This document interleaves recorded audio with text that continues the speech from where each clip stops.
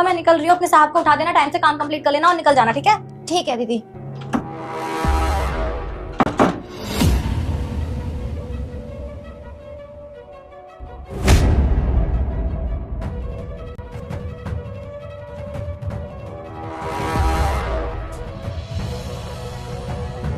साहब मैं ना आपसे बहुत ज्यादा प्यार करती हूँ, आपको बता भी नहीं सकती कि मैं आपसे कितना ज्यादा प्यार करती हूँ।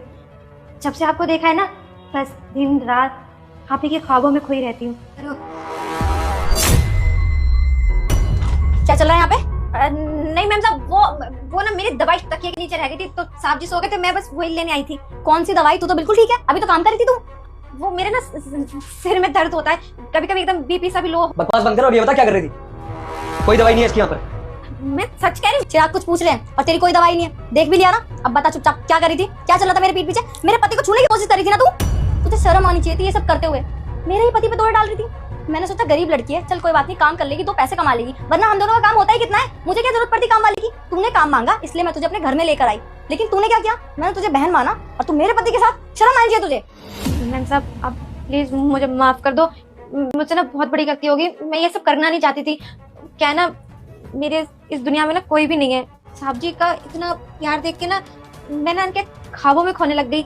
साहब जी के साथ नया जीवन बिताने के मैं सपने देखने लग गई। अबे तू पागल है क्या? कैसी बातें कर रही है?